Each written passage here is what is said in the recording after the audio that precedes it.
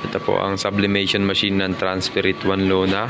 Ang machine namin dito ay ginagamit ng 7 days a week na may total na 110 meters.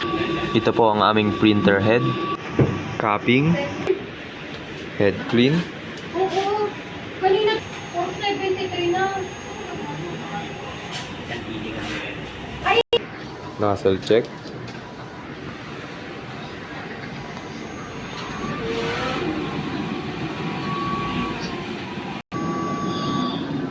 yung system namin ay tama lang. Waste tank ay nalinis nung Wednesday. At ito naman ang ABR. Stock namin ng CMYK ay tama lang. At ito naman ang Sabli paper. As of now, wala naman kaming kulang sa stocks. At sakto lang kami sa CMYK. Ito naman ang nagamit namin na 2 feet na Sabli roll.